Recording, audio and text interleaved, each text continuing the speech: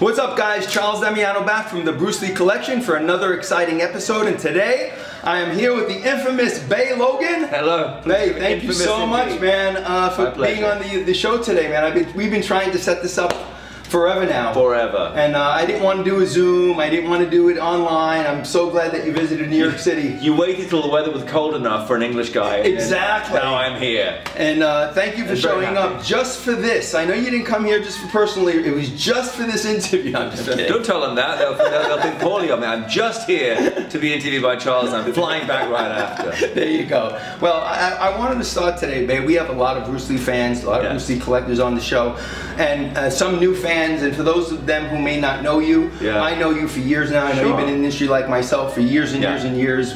Bruce Lee fan, collector, producer, film, author, Bruce Lee historian, film historian, you name it. There's no beginning. There's no beginning. Bey Logan's name comes up. There's no beginning to my talent, indeed. So I wanted to start by maybe you giving everyone a kind of an elevated speech, a little bio on yourself, just to understand your background before we start. Sure thing. Well, about 30 years ago, I moved to Hong Kong with the intention of pursuing a career in Hong Kong film, action film, and also to further my studies in Chinese martial arts.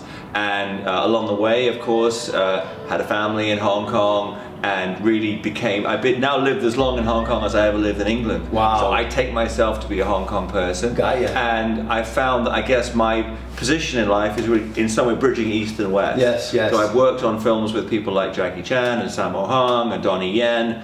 Also have acquired all of the movie memorabilia from the old Golden Harvest studios. We saw the Bruce Lee materials, so I kind of preserved that. I saw that. And have been kind of an evangelist, I would say, for Chinese martial arts. We have a Kung Fu school, the Kwai Fong Martial Club, with different teachers, different nights of the week. And I'm writing books, including Bruce Lee and I, which was a big tome with everything I've thought. I got it right here. There you go. And signed with loving respect. And thank you for that, Bey. I really appreciate it, man. Look at this. I haven't read this yet, but I will be reading this very shortly. And we'll talk about this a little further. So I would say, my daily activities are all really towards propagating Chinese martial culture in all its forms, whether it's actual physical training or the legacy of Bruce Lee and indeed the other filmmaker, martial artists of the history of Hong Kong. So that's kind of like, Einstein said about energy is never created or destroyed, it only changes form. So I always feel like I want to apply that energy, but to the different fields of things that I do. And one area that I've been involved with definitely has been propagating the legend of Bruce Lee, which is why I'm happy to meet you. Oh, well, I'm honored to meet you as well, Bey. So thank you for this today, and thank you for your time. So thank you for that bio. So I know, being that you're a big Bruce Lee fan, I want to start by finding out how and when you were first introduced to Bruce Lee. I started it back in the 70s when I was just 13, and before that probably on the Green Hornet, but I didn't really know who he was then. How and when were you first introduced to him? I was at a movie screening at a theatre, the Odeon Theatre in Peterborough, England, and the family had gone to see a movie called Born Free, which is a film about Joy Adams and all the lions, and it had an intermission, which they used to have. And I went down in the lobby, and there was a stall selling memorabilia, and they had these large format, you probably got this in your collection, large format black and white postcards of the stars of the 70s in black and white.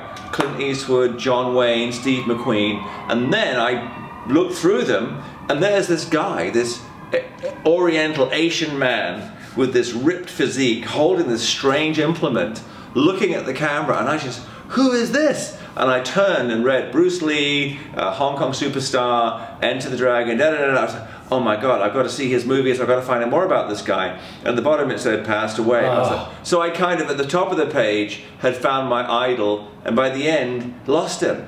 But anyway, I kind of paid for this card and went up to watch the second half of the film. And I always remember, I put it beside my seat, and the light from the screen was silver, and I kept looking down and seeing this flashing silver image of the Bruce Lee picture and thinking, I really wish I was watching him. Wow. But at that time in England, firstly, the only way you could see a film was in the theatre. And those films were rated X, which meant you had to be 18, which I was not yet 18. Because they censored a lot of the fighting, right? Even the censored version, you had to be 18 to see it. Okay. Before video or television screenings or anything. So I couldn't go to the theatre. The films weren't playing anyway, and had they been playing, I couldn't have gone in. Wow. So what I did there, like I think a lot of fans, was I just started acquiring, there was a magazine called Kung Fu Monthly. Yes, yes. Which I ended up writing for, but at that time I was just eagerly devouring it for information. That was great, great and series. This was, I guess, it must have been around 1978, because that was when there was all this hype about the coming Game of Death. Oh, there is in the yellow tracksuit. Now, of course, this... What year was that when you first...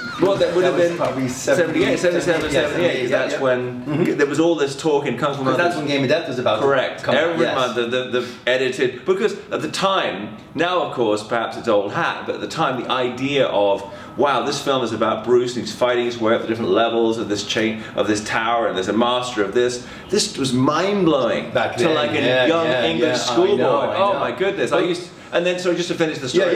So that was it. So then, I was super excited, and the reason I think that the 1978 film is a guilty pleasure for me was the first film I saw in the theatre with Bruce Lee. Okay. And I was just so blown away to see him, even the little amount of Bruce Lee there is on the screen. I know. So I came out, and that was that, and then thereafter, of course, managed to see the other films, and devoted far too much of my adult life to Bruce Lee. Wow, wow. So it's crazy, you know, what's really interesting is that how much of an impact just the photo had on you. And I've heard that from other people, artists that now draw him, said, all I saw was a photo of him, and instantly I was drawn and not even seeing him on the screen yet. I think there's indefinable charisma to Bruce Lee that has become more powerful as the years have passed. Yes. And even I was just in Los Angeles before Christmas, and I was by I think it's a sushi restaurant, had this wall-length mural of Bruce Lee. And there's such a power to it. Yeah, there really is. And of course we've had many other idols like Elvis and James Dean, and people who've died young, and nobody really has maintained and expanded the legend the way Bruce Lee has. And I think it goes back to what you're saying. And this is something that, in the immediate wake of Bruce Lee's passing, they used to have other martial arts stars like Wong Yu and Dorian Tan, Tan Tao Liang, and these guys were like moving all over the place, and they were really trying their hardest to kick and punch and be like Bruce Lee. The thing about Bruce Lee was he was so interesting when he wasn't moving. Yes. You couldn't take your eyes off him. And I think that was an attribute that he had that none of the others had. And then the difference was when Jackie Chan came in to be the next big action icon. He didn't try to fight like Bruce Lee, but what he brought was constant movement and rhythm. Yes. And it was the anti-Bruce Lee. Yeah, which was a great... Well, that's why it worked. Yeah, that it worked. Right. Yeah, that's why it worked for him. But Bruce's kind of power in stillness was something that I had that first experience of from that photograph. Yeah. That's funny. That's so funny. So my second follow-up to that was going to say, you know, why do you think he left such a lasting impact on you and so many other people, even after 50 years? What was it? I absolutely thought that year by year that the legend and the popularity of Bruce would diminish, and it would be like a kind of a small cult of people that were into him. To the contrary, it's expanded and expanded and expanded until he's a global phenomenon without equal. There's no one like Bruce. As we sit here, Ang Lee is preparing the new big Bruce Lee biopic. So for a guy that was Chinese, made only 4 films, you know, the idea of that, I think that there is what Bruce Lee brings to all of us is a sense that whether we're doing martial arts or some other field of venture, that you could overcome the odds. I think what Bruce Lee has shared with people is the sense that if you focus, if you follow his philosophy, you absorb what is useful, reject what is useless, create what is your own. So many people in so many fields have said to me that when they felt tired or when they felt short of inspiration, they would look at Bruce Lee even as an image and be re-inspired. And what's been interesting to me is I kind of thought my experience, because I was coming into this before there was social media, and before I knew many other people, and I was like, well, this is unique to me. But what was funny was when I began to travel in the world, when I began to kind of communicate, you know, online in the early days, everybody had the same kind of story of like they saw Bruce Lee on an image or a clip or a film, and then they were transformed. Whereas they watched John Wayne and Clint Eastwood and Steve McQueen and they saw a fun film. And then they went back to their regular lives. When they saw Bruce Lee, somehow they metamorphosized into something better than they were before. And I mean, if you're a Buddhist person, you look at Bruce Lee as something like a bodhisattva who comes into the world, born into the world, whether openly or not, sharing goodness and energy that people can choose to share, can choose to bring into their own lives. And I think there's a case to be made for Bruce, even though he was not a religious person, was that. Yeah, he was a lot deeper than just a martial arts or a physical human being. It's the whole thought process that went into it, his philosophy, even just the quotes he came up with. They stay with you to this day, and you use it as part of your daily life. I mean, I'm continually being inspired of him. You know, you mentioned, hey Charles, I see you still working. I'm 64 years old now, man. And he's inspired me to stay fit to this day. Right. I just, every time I wake up in the morning, I just think of Bruce Lee and how fit he was, and I want to continue on that fitness journey. Were he among us today, he'd be the fittest 80-year-old that you can imagine. The block. The thing is, you can't limit. I mean, I would say even in Bruce's lifetime, there were directors, even Jimmy Wong Yu was a better film director than Bruce lived to be.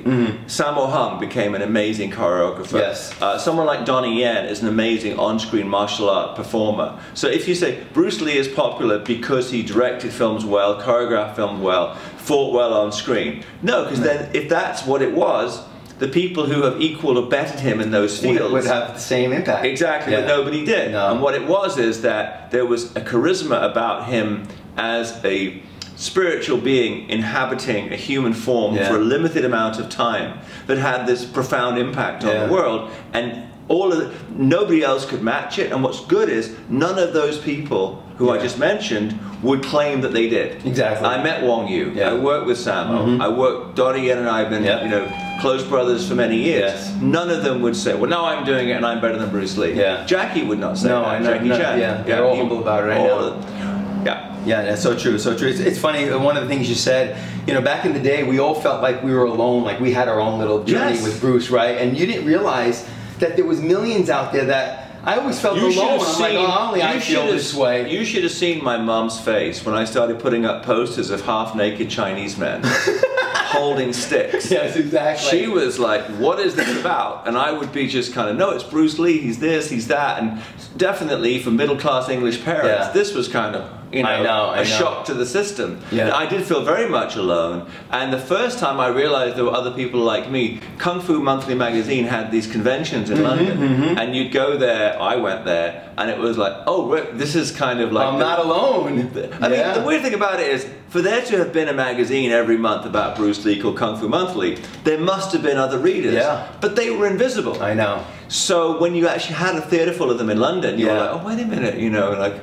I am not alone. Yes, that's how you felt, right? Exactly. You know, that's great. That's great. So Alex told me that recently he took a trip to Hong Kong with his class, and they ended up in your apartment or your house. My son was their guide, which was great.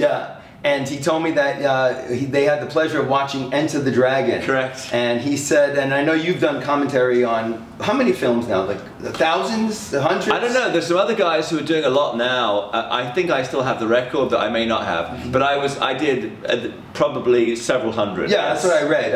And then he told me that the insights that you shared with him in the class, he told me even after all the years he's been studying Wing Chun and Bruce Lee, was mind-boggling. So what I'd like to do today, because I know you have these insights and hitting gems and facts on Bruce Lee, is I'd like to take the fans and the fans of the channel on a Bruce Lee journey with you. By all means. And I want to start with The Big Boss. Yes. And I want to end with Enter the Dragon. Right. And I'm going to ask you a few questions about each film, and I'd like you to kind of just share some tidbits of knowledge that you've gained throughout the years, because I know you're a wealth of information. And as excited as Alex was when he came back, he got me excited to ask you these questions, because I think I'm going to learn things today that I've never even known about Bruce Lee. So. I'll do my best. All right, I know you will. So let's start first with The Big Boss. And you know, I'm always getting people writing into me, because I have this channel, asking me if I know if Bruce really had fought Thai boxers in Thailand when he was filming The Big Boss, and was ever any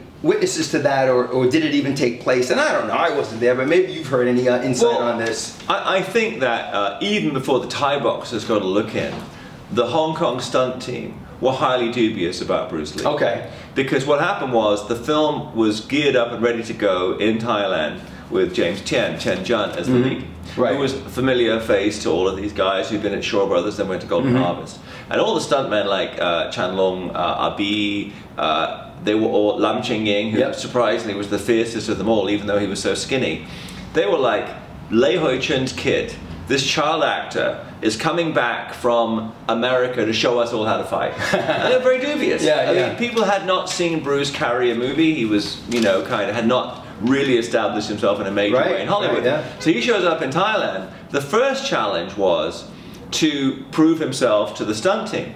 And they wouldn't step up and say, now let's fight. It was almost like they would be choreographing and one of them would say, what if I do this, what if I do that? And then it would be a little bit harder than expected. And Bruce so they were testing him. Oh, testing. Yeah, I got like in the Cantonese with the gong sao chi cho, like basically just practicing talking hands. But they'll be a little bit like, well, what if I did this, what if I did this? And then one by one these guys realize this guy knows his stuff. Is fast, strong, not built like an average, you know, built so well, so strong from coming back from his weight training in America, and he had like such a focus and mindset, and within moments they were turned from being skeptics to being his most loyal followers. Then you had the Thais, some of whom had Thai boxing training. Now, when you see in the movies or television show when they say, did he have a challenge from the Thais? It's always the guy comes in and says, Bruce Lee, I challenge you. You look at even in like Dragon, that's where huge brawl. Or, you know, there was no fight like in a 3, 2, 1, let's fight.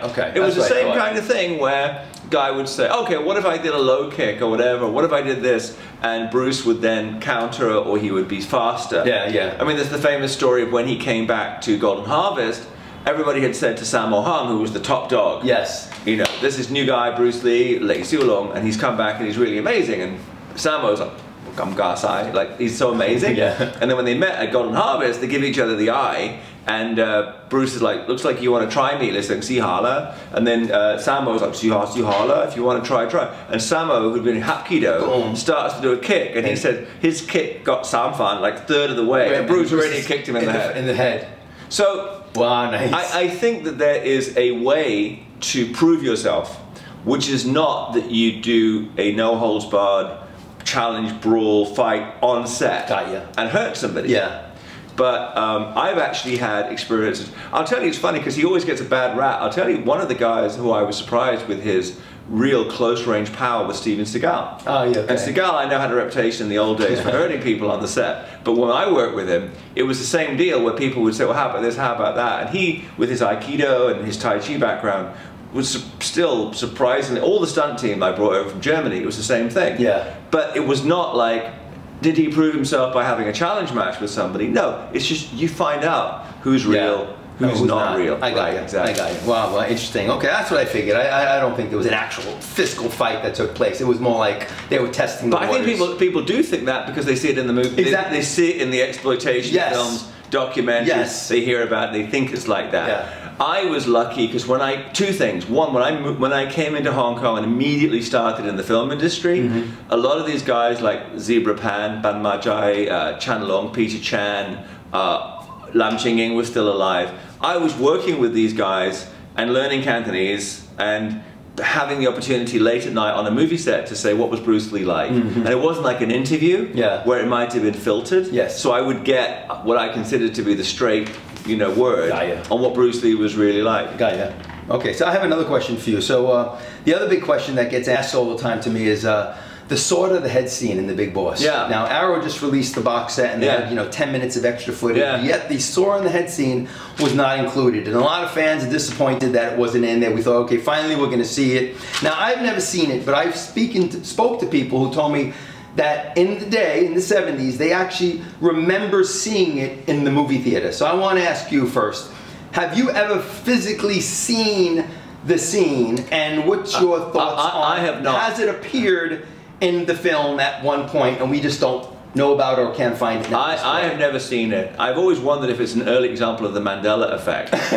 But I've never met anybody who had access, who'd seen it, had chapter and verse. Maybe I need to ask more people where they saw it, and that you could go upriver and find out where that print had gone to. By the way, I am having found the Bruce Lee footage that I myself have found. I know. To see the further material that Arrow found, I was staggered by.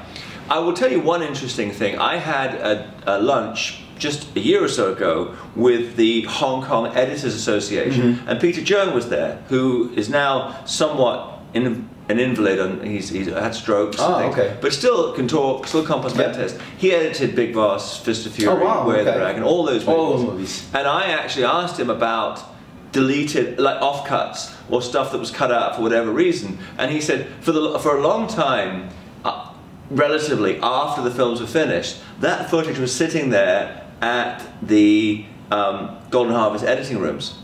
And there would be like Bruce Lee, and then Wong Yu, and then whatever. But the thing was, and I asked him, you know, why was it never used? He goes, used for what?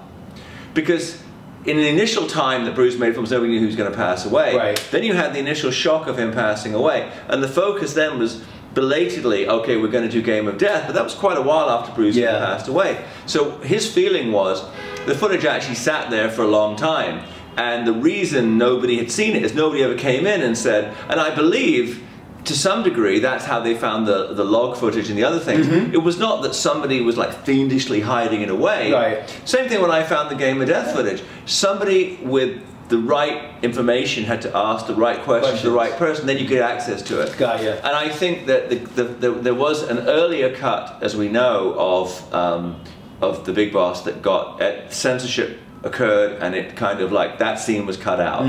But I've never met anybody who really had a reliable recollection of seeing it, so I can't speak for them. But for myself, I certainly haven't. My suspicion is it was in an earlier cut, it was cut out, and it would have been on that reel of you know, kind of get Bruce Lee footage that Peter remembers being there. And again, I consider it one of the great blessings of my life that a lot of the times I can actually get it from the horse's mouth, from Peter Chung, who edited Big Boss, rather than, that's why I'm asking you this, from a book or somewhere else. Not that the people who research books, including myself, are not doing a valuable service, but I did have the blessing of talking to him and speaking Chinese, so I could kind of get a direct answer to a direct question. So you believe it was filmed, right? Oh, definitely. You see the stills, they're out there, you see the shot, you see the color, black and white stills. Even Peter Chung remembers it.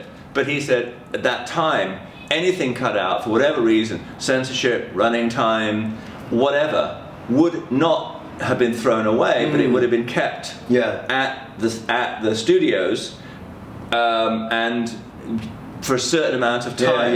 But there was no video, there was no re-edits, there was no director's cut. Yeah, I got you. I still get people writing in, they go, oh, I got an old VHS tape, and when I find it, I'll send it to you, and I know it's on there, and I'm yet to receive a VHS. Well, I'll tell you something, you know, it's as a Hong Kong filmmaker of many years standing, I feel I can say this. I don't think that Hong Kong, for most of the 50-year lifetime of Hong Kong cinema, we were not very good archivists of ourselves. I got you. Okay. There was no sense of a value of the film beyond you made it, you put it in theaters, you made your money, and you made another one. And that was it. Yeah. So there was no archiving like Warner Brothers Slowly, does. there was interest in libraries, but still not archiving materials. And even in recent times, like I worked on produced a film called Dragon Squad. Donnie did a film called SPL, and subsequently I was involved with both films, releasing them on Blu-ray, and tried to find the deleted scenes. And those deleted scenes have been they've been thrown away. And I was for different reasons, but I was just like, boy, that's in like you know, 2000 and whatever, and material can be saved so quickly and easily digitally, and you've thrown it away. And you go back to 1971, 1972. What are the chances? The other thing you have to remember is Hong Kong, the humidity and the temperatures in Hong Kong do not lend themselves to the preservation of celluloid, which is a highly sensitive to heat material. And heat and wetness. So that's another issue. Wow. You would think though that on the Arrow box set, right, with all that they discovered, that it would have been in there somewhere. I mean, because there was some nice clips. You saw the extra 10 minutes that was on I'm very impressed by it. I was too. And my hats off to you guys.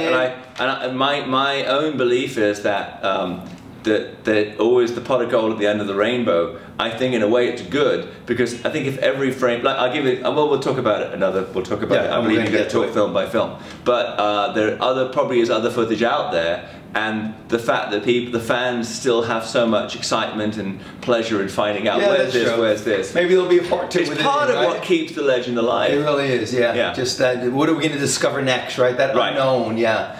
That's a good point. So one other question on the Big Boss, you know, I heard Bruce's relationship with Lo Wei was not the best relationship, and at the time, you know, James Tien was going to be the star, right? Bruce was kind of secondary to him, and that kind of switched really quickly. Why did they have such a poor relationship, Lo Wei and Bruce? What didn't he like about Bruce, or Bruce like about it? And you hear anything about that? I mean, very much so. And I mean, first of all, I think, you know, when Raymond, basically they wanted to make a film to copy the success of the Jimmy Wong Yu film, The Chinese Boxer. And also, no, that was The Chinese Boxer, the Wong Yu film, and then there was Five Fingers of Death, which was King Boxer. Right, King Boxer, The popularity of these films, you made the transition from like Do Gim, swords, to Koon Gurk, fist and foot. So that was like, okay, now we need a Koon Gurk star of our own. And for want of anybody, there was, oh, maybe it's James Tien. And then when they signed Bruce to come back, then when Bruce arrived in Thailand, it was already established he would now star in Big Boss, and that's why there was potential friction with the stunt team. If he'd showed up and not been able to fight, then I think that would have been an adversarial situation. Got you. But beyond that, with Lo Wei, during the making of the film, the relationship between Bruce Lee and Lo Wei and Han Ying-jie, who was the action director of Credit, he was cordial, and I think that there's no sense that they were on the set screaming and shouting at each other. But the interesting story that happened was when they did the first fight scene in the movie, and the brief was, it has to be like Wong Yu. Which made sense because The Chinese Boxer had been a big hit. So when they went on the set in the Ice House for the first fight, then Han Ying-jie says, okay Bruce, you fight this guy, like Wong Yu style, you fight him, and then you fight your way back. And you knock them down, and then they get up and you knock them down again. And that was what they wanted. And Bruce was like, no, these are the underlings. I don't want to spend so much time fighting. Just want to kick this one guy once, kick this one once, kick this one, then I'm going to do this. And of course, no actor in those days would argue back to Lo Wei or even to Han Ying-jie. So then Lo Wei was furious, and he sent they shot something Bruce Lee style, sent it back to Raymond with the idea of like, look, Raymond Chow being the head of Golden Harvest, the producer of the film, said, look, you brought this guy in, he doesn't want to fight. He's just doing three kicks. He doesn't want to fight the way they wanted it. Samge Lee, like 3 kicks, 3 legs, 3 kicks, Lee. So then Raymond exercised what I think is his true stroke of producerly genius, and he overrode Lo Wei and Han Ying-jie, and he said, just do it Bruce's way. And then Lo Wei, I think, was somewhat put out, but went with the flow. The other thing that was interesting, when I was talking to Chan Wei-ngai, I said, so was it Bruce would come on the set, like, you know, like, yo, you listen, kind of like you see in the Bruceploitation movies? He said, no, he'd come in and he would be like, you know, like, Ying-jie, you know, he would treat them with great respect. They had known his father, and so they'd known him as a kid. Certainly, Han Ying-jie had known his father, Leo Sun, and he knew Bruce as a kid. So there was definitely a familial respect. The other thing is, it's something, as I get older, I feel sadly lacking in the modern world, but this innate respect for elders. Now later there was a big clash between Lo Wei and Bruce Lee, but that was something else. But at the beginning of Bruce's career, when he came in, he did not have open confrontation.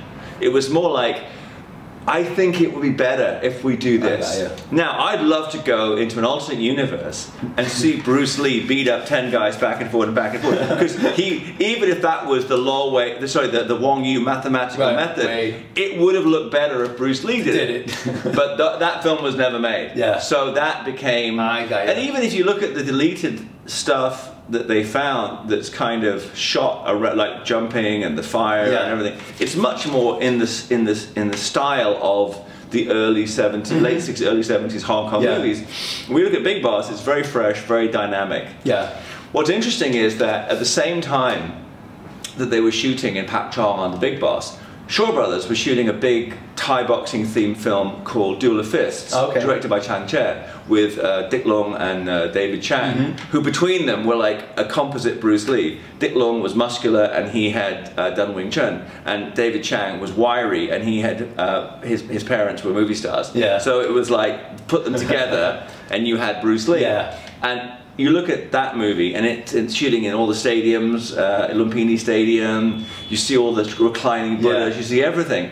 And what do you see in Pak Chong? They were filming there because it was cheap, this muddy river and, you know, a crematorium, and that's all you see. But you put the two of them side by side, I'm wondering if you're even aware of Duel of Fists.